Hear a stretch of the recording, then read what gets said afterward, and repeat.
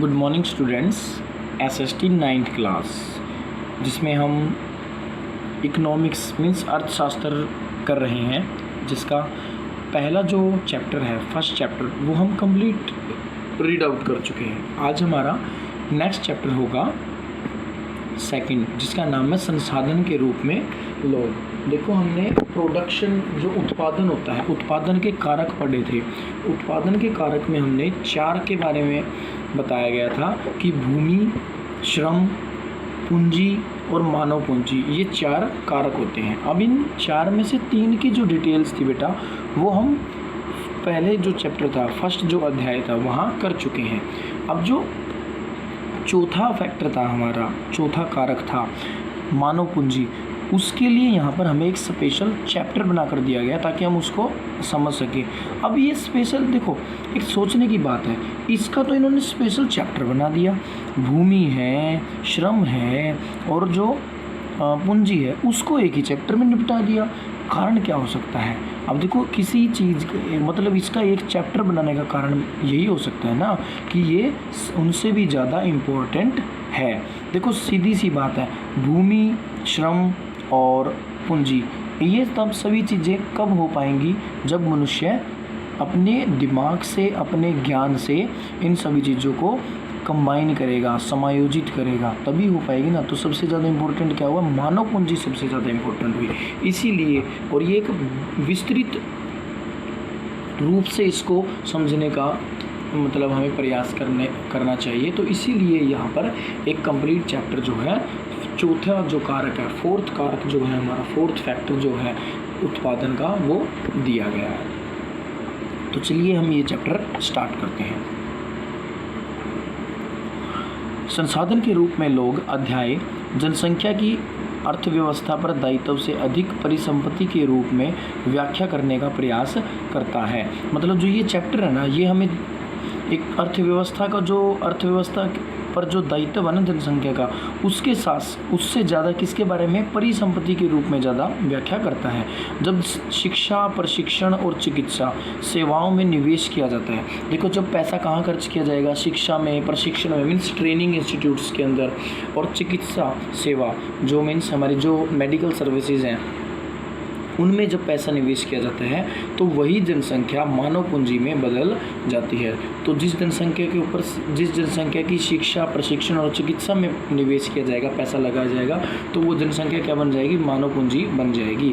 वास्तव में मानव पूंजी कौशल और उनमें निहित उत्पादन का ज्ञान का स्टॉक है।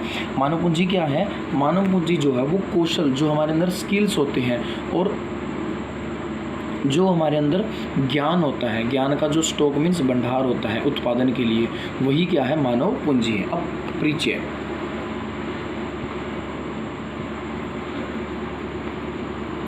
परिचय में ये कहता है, संसाधन के रूप में लोग वर्तमान उत्पादन कौशल और क्षमताओं के संदर्भ में किसी देश के कार्यरत लोगों का वर्णन करने का एक तरीका है। संसाधन के रूप में जो लोग का मतलब क्या है कि वर्तमान उत्पादन जो है, जो आज उत्पादन हो रहा है, उसमें कौशल और क्षमताओं के संदर्भ में किसी देश के कार्यरत लोगों का वर्णन करने का तरीका है कि जो भी उत्पादन किया जाता है उसमें लोगों के अंदर जो कौशल है, जो क्षमता है, किसी भी देश के लोगों के अंदर जो लोग काम में लगे हुए हैं, उनका वर्णन करने का एक मेथड है संसाधन के रूप में लोग मीन्स ये। उत्पादन पहलू की दृष्टि से जनसंख्या पर विचार करना सकल राष्ट्रीय उत्पादन के सृजन में उनके योगदान की क्षमता पर बल देता है। दूसरे संसाधनों की भांति ही जनसंख्या भी एक संसाधन है, एक मानव है, एक मानव संसाधन। यह विशाल जनसंख्या का एक सकारात्मक पहलू है जिसे प्राय उस वक्त अनदेखा कर दिया जाता है जब हम इसके नकारात्मक पहलू को देखते हैं, जैसे भोजन, शिक्षा, स्वास्थ्य सुविधा की जनसंख्या तक पहुंच से संबंधित समस्याओं पर विचार करते समय।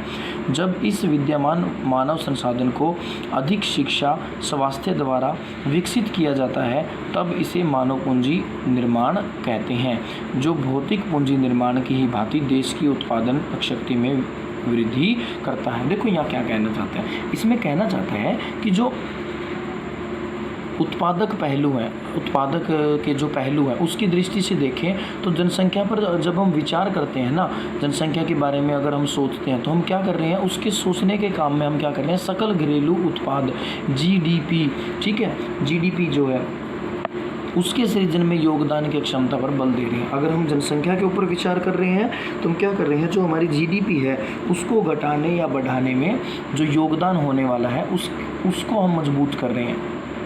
दूसरा क्या है, दूसरी बात कहता है कि दूसरे संसाधनों की भांति ही जनसंख्या भी एक संसाधन है। मतलब जनसंख्या भी क्या है, एक संसाधन है, एक रिसोर्स है, एक सोर्स का काम करती है। यहाँ से क्या मिलता है, क्योंकि जनसंख्या के अंदर ही क्या होते हैं, मानव होते हैं, और मानव क्या है, एक संसाधन है। यह विशाल जनसंख्या का एक सकारात्मक पहलू है जिसे प्राय उस वक्त अनदेखा कर दिया जाता है। अब देखा जाए ना तो जनसंख्या का सकारात्मक पहलू कौन है, मानव संसाधन। अब ये वैसे तो सकारात्मक है, लेकिन इसको नकारात्मक कब कर दिया जाता है, जब इसकी अनदेखी कर दी जाती है, जब इसकी क्या की जाती है, अनदेखी कैसे, जैसे इसको भोजन की सुविधा चाहिए, शिक्षा की सुविधा चाहिए, स्वास्थ्य सुविधा चाहिए, और ये सुविधाएं इन तक नहीं पहुंच पाती। सिर्फ इनकी जो समस्याएं हैं, इनसे जुड़ी हुई जो समस्याएं उन पर विचार चलते रहते हैं, तो हम क्या कर रहे हैं, तो हम मानव संसाधन की अनदेखी कर रहे हैं, मानव संसाधन को इग्नोर कर रहे हैं, नकारात्मक पहलुओं में लेकर आ रहे हैं।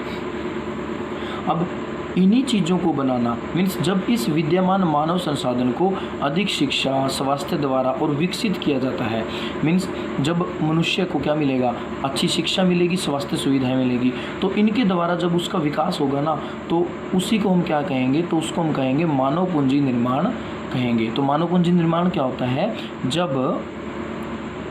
जब मानव का, ये कट कर सकते हो आप, जब मानव संसाधन को अधिक शिक्षा तथा स्वास्थ्य और द्वारा और विकसित किया जाता है, द्वारा और, यहाँ और का मतलब क्या है, अधिक मतलब ज़्यादा विकसित किया जाता है, तब उसे मानव पूंजी निर्माण कहते हैं। तो यहाँ मानव पूंजी का क्या होने लग रहा है, निर्माण होने लग रहा है।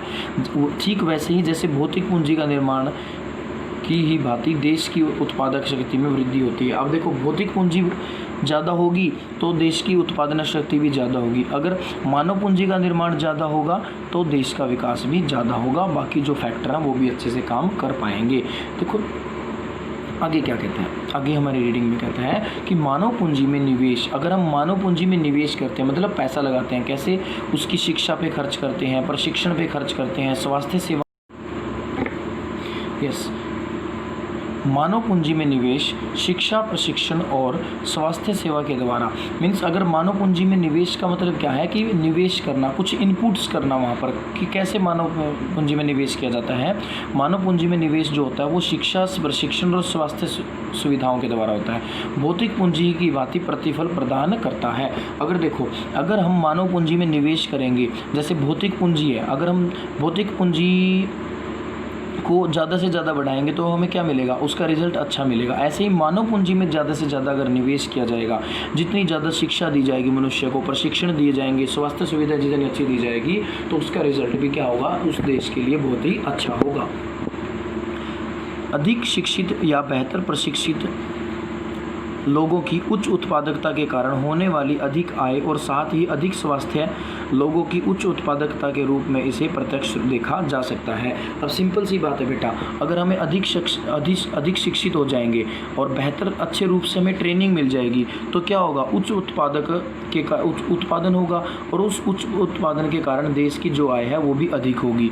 और ऐसे ही अगर अच्छी सुविधाएँ मिलेंगी तो हम उच्च उत्पादक के रूप में क्या कर सकते हैं, आगे बढ़ सकते हैं। अगर देखो स्वास्थ्य ठीक होगा तो हम अच्छे से काम करेंगे ना, स्वास्थ्य सुविधाएं।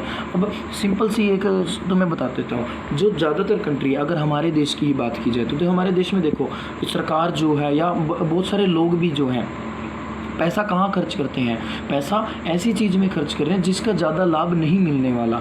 ज़्यादा लाभ अगर हम शिक्षा के ऊपर, अगर हम हमारी जो गवर्नमेंट है वो ज़्यादा पैसा कहाँ लगाए, शिक्षा के ऊपर लगाए, या फिर किसके ऊपर लगाए, या फिर जो प्रशिक्षण है, जो ट्रेनिंग सिस्टम है उसके ऊपर, और स्वास्थ्य सुविधा, इन तीनों के ऊपर अगर ज़्यादा से ज़्यादा खर्चा किया जाए ना, अच्छे वाला। एक तो देखो वैसे तो बहुत सारा खर्चा कर रही है लेकिन वो कागजी रूप से खर्चा कम होता है।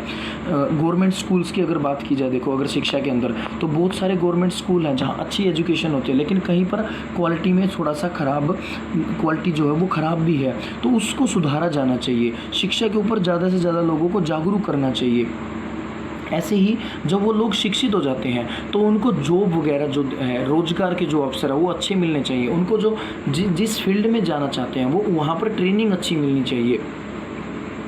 अगर वो अच्छी ट्रेनिंग मिलेगी और उनको स्वास्थ्य सुविधा भी तो अच्छी मिलनी चाहिए। हम देखो अब जैसे बाढ़ आई हुई है बिहार और असम के एरिया में, तो कैसी सुविधा है वहाँ पर? अच्छी सुविधाएं नहीं है ना, क्योंकि वहाँ के जो एरिया में जो मिनिस्टर्स हैं, जो बड़े बड़े अधिकारी हैं, वो क्या करते हैं, वो एक तरह से इतने अच्छे से ट्रेंड भी नहीं होंगे, क्या पता। तो इस वजह ये कारण है, अगर उनको अच्छी शिक्षा और अच्छी ट्रेनिंग मिले, अगर वहाँ पर अच्छी सुविधाएं हों तो बाढ़ जो है एक प्राकृतिक घटना है, लेकिन इसको कंट्रोल थोड़ा सा इसके पहले से कुछ ना कुछ तो क्या की जा सकती है, मतलब तैयारियाँ की जा सकती हैं इसके भारी नुकसान से, लेकिन वहाँ पर ऐसा कुछ नहीं किया जाता। वो जो है वो एक दूसरे के ऊपर जो अपने आरोप हैं वो एक दूसरे के ऊपर लगा दिए जाते हैं कि इसकी कमी है, उसकी कमी है। लेकिन अगर हमें अच्छी शिक्षा और अच्छी ट्रेनिंग और स्वास्थ्य सुविधा दी जाए तो उस नौबत में भी हम क्या कर सकते हैं, उस नौबत को अच्छे से हैंडल कर सकते हैं, काफ़ी नुकसान हमारा वहाँ होने से बच सकता है। अब यहाँ पर एक स्टोरी दी गई है, इसके लिए क्या बताया गया, देखो पहले हम ऊपर से रीडिंग करते हैं। भारत की हरित क्रांति एक नाटकीय उदाहरण है कि किस प्रकार बेहतर उत्पादन प्रौद्योगिकी के रूप में अधिक ज्ञान रूपी आगत दुर्लभ भूमि संसाधन की उत्पादकता में तीव्र वृद्धि ला सकता है। अगर भारत की हरित क्रांति देखी जाए ना बेटा, तो वो क्या है, वो एक मानव वो जो है उसकी वजह से क्या हुआ है, बहुत ही अच्छे बीज वगैरह विकसित हुए हैं, और वो किसका परिणाम है, वो हमारे अधिक ज्ञान का ही परिणाम है, जिसकी वजह से जो उत्पादकता है, प्रोडक्शन हाउस जो है उनमें ज़्यादा वृद्धि हुई है। भारत में सूचना प्रौद्योगिकी में क्रांति एक आश्चर्यजनक उदाहरण है कि भौतिक मशीनरी तथा प्लांट की अपेक्षा मानव पूंजी के महत्व ने किस प्रकार उच्च स्थान प्राप्त कर लिया है। देखो मानव संसाधन का जो है, मानव संसाधन जो है या मानव पूंजी जो है उसका ज़्यादा से ज़्यादा विकसित किया गया, उसकी वजह से देखो हम बहुत ज़्यादा आगे भी हैं सूचना प्रौद्योगिकी के अंदर। अब देखो यहाँ पर क्वेश्चन आता है, मानव संसाधन क्या है, क्या यह भूमि अथवा श्रम के समान है, यह उससे अधिक है। मीन्स जो मानव संसाधन है वो भूमि और श्रम से बहुत ज़्यादा है। मानव पूंजी क्या है, क्या यह रुपया पैसा अथवा डॉलर के समान है, यह उससे भी अधिक है। इसीलिए देखो ये भूमि से भी ज़्यादा है, श्रम से भी ज़्यादा है, और जो हमारी भौतिक पूंजी है उससे भी ज़्यादा है। इसीलिए इसके लिए एक स्पेशल चैप्टर बनाया गया है, ताकि इसके जो ब्रॉड जो लेवल है इसको हम अच्छे से समझ सकें और इस पर हम अच्छे से अमल करके काम भी कर सकें। नेक्स्ट, अब देखो अच्छा स्वास्थ्य सुविधा है, लोग एजुकेटेड हैं, बहुत अच्छी कारखानों में, बहुत अच्छी फैक्ट्रियों में काम कर रहे हैं, ठीक है, उनको अच्छी ट्रेनिंग दी जा रही है, बहुत अच्छे से काम कर पा रहे हैं। तो ये सारे जो उदाहरण दिए गए ये सारे क्या हैं, ये सभी तो मानव पूंजी है। अगर ये पूंजी हम अच्छे से बढ़ा लेते हैं ना, इस पूंजी के ऊपर ज़्यादा फोकस करते हैं तो हमारा देश बहुत ज़्यादा उन्नति कर सकता है, कोई भी देश उन्नति कर सकता है। इसमें आगे रीडिंग करते हैं। उच्च आय से न केवल अधिक शिक्षित और अधिक स्वस्थ लोगों को लाभ होता है, बल्कि समाज को भी अप्रत्यक्ष तरीके से लाभ होता है। क्योंकि अधिक शिक्षित या अधिक स्वस्थ जनसंख्या का लाभ उन लोगों तक भी पहुंचता है जो स्वयं प्रत्यक्ष रूप से उतने शिक्षित नहीं है या उतनी स्वास्थ्य सुविधाएं उन्हें प्रदान नहीं की गई। वास्तव में मानव पूंजी एक तरह से अन्य संसाधनों जैसे भूमि भौतिक पूंजी से श्रेष्ठ है, क्योंकि मानव संसाधन भूमि और पूंजी का उपयोग कर सकता है। भूमि और पूंजी अपने आप उपयोगी नहीं हो सकते। देखो जब तक मनुष्य नहीं होगा तो चाहे कितनी ही ज़मीन हो, कितने ही पैसे पड़े हों, कोई काम के नहीं ना। मनुष्य ही तो क्या करता है, उनका यूटिलाइज करता है, उनको अच्छे से उपयोगी बनाता है। तो इसीलिए कहा जाता है कि मानव संसाधन जो है, मानव पूंजी जो है वो सबसे इम्पोर्टेंट है।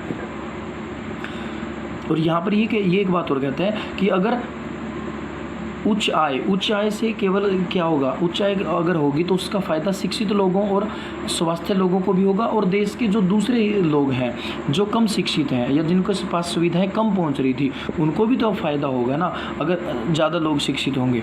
नेक्स्ट, अनेक दशकों से भारत में विशाल जनसंख्या को परिसंपत्ति की अपेक्षा एक दायित्व माना जाता है। मीन्स यहाँ पर जो जनसंख्या है उसको एक परिसंपत्ति की बजाय क्या माना जाता है, एक दायित्व माना जाता है, एक बोझ के रूप में लिया जाता है जनसंख्या को।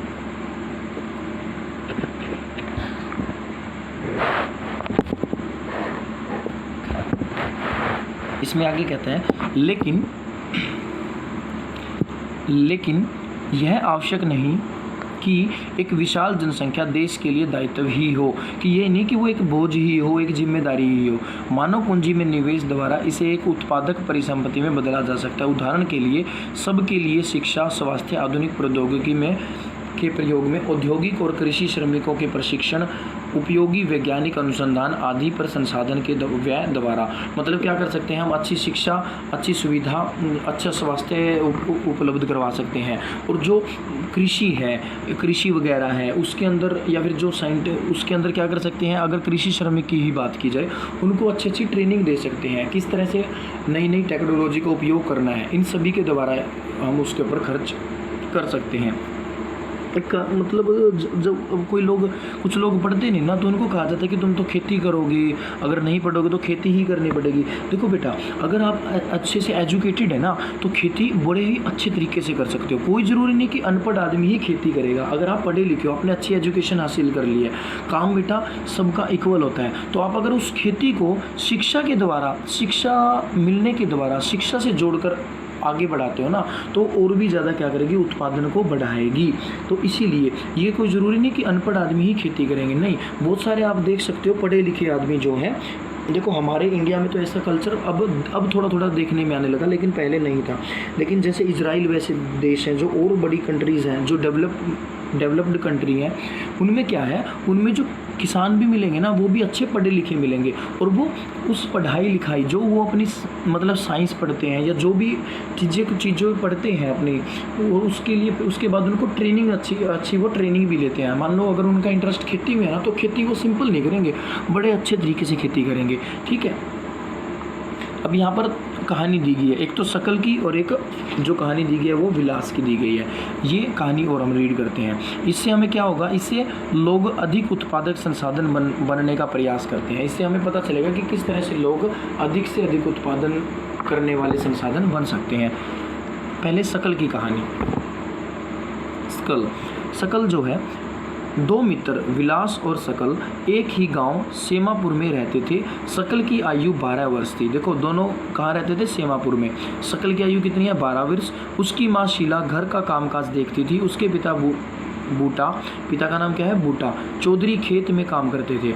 मतलब बूटा जो है, उसके जो पिता थे वो बूटा चौधरी के खेत में काम करते थे, मतलब किसी के खेत में काम करने लग रहे हैं, जिसका नाम है बूटा चौधरी। शकल घर के कामकाज में अपनी माँ की मदद करता था। वह अपने छोटे भाई जीतू और बहन सीतू की भी देखभाल करता था। देखो इसका मजे से पता चल रहा है परिवार थोड़ा बड़ा भी है। उसके चाचा श्याम ने मैट्रिक में परीक्षा पास की थी, लेकिन वह घर में बेकार बैठा था, मतलब कोई उसके पास नौकरी वगैरह नहीं थी, क्योंकि उसे नौकरी नहीं मिली। बूटा और शीला चाहते थे कि उनका बेटा शकल पढ़े लिखे। अब बूटा और शीला मतलब उसकी मम्मी जो पापा है, वो क्या चाहते थे, वो चाहते थे कि उसका जो बेटा है कम से कम वो तो ज़्यादा पढ़ लिख ले। बूटा और शीला चाहते थे कि उनका बेटा शकल पढ़े लिखे। वे उस पर गांव के स्कूल में नाम लिखवाने के लिए जोर देते थे, जिसमें उसने शीघ्र प्रवेश पा लिया। उन्होंने क्या दिया, उसके ऊपर स्कूल में नाम लिखवाने का दबाव डाला कि तू भाई स्कूल में नाम लिखवा ले और जल्दी से पढ़ना शुरू कर दे। और उसने फिर दाखिला भी ले लिया, एडमिशन ले लिया।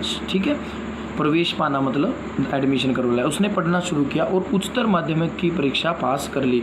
मीन्स जो हायर एजुकेशन है वो भी, उस जो हाई एजुकेशन है वो भी उसने प्राप्त कर ली। उसके पिता ने उसे अपनी पढ़ाई जारी रखने के लिए राजी कर लिया। उसके पिता ने क्या किया, उसे कहा कि तू अपनी पढ़ाई जारी रख, पढ़ाई बीच में मत छोड़, आगे भी पढ़। ठीक है, और उसको मना लिया कि तुम्हें अब आगे पढ़ाई करनी है।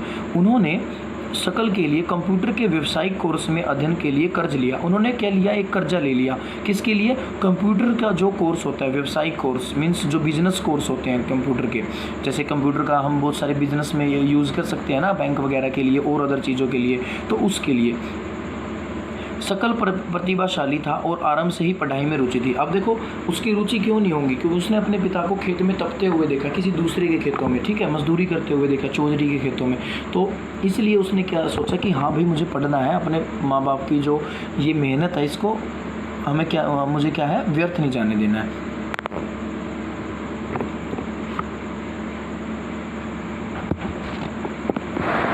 इसके लिए क्या किया उसने भी पूरी मेहनत की और अच्छे से फिर क्या किया, उस मेहनत का क्या फल मिला, उसने बड़े लगन और उत्साह से अपना कोर्स पूरा कर लिया।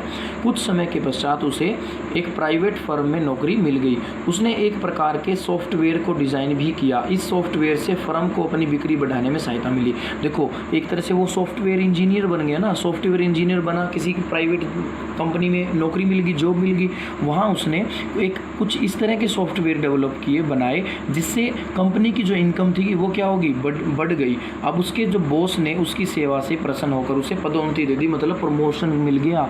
देखो ठीक है, देखो कितनी मतलब उसने अपने माँ बाप की जो मेहनत थी, उसके ऊपर जो पैसा लगाया था, वो कर्जा वेस्ट नहीं जाने दिया। बहुत सारे ऐसे बच्चे भी होते हैं जो माँ बाप कर्जा लेकर क्या करते हैं, उनके ऊपर पैसा लगाते हैं, लेकिन उस पैसे को वो मतलब अच्छे से उसका यूटिलाइज़ नहीं करते। जैसे उनका कहीं एडमिशन करा दिया, वो वहाँ पर अच्छे से पढ़ाई नहीं कर पाते, कुछ गलत आदतों में पड़ जाते हैं, तो उस वजह से उनका क्या होता है, वो नुकसान ही होता है। अब हम पढ़ते हैं विलास की कहानी। जो विलास है उसकी क्या कहानी है।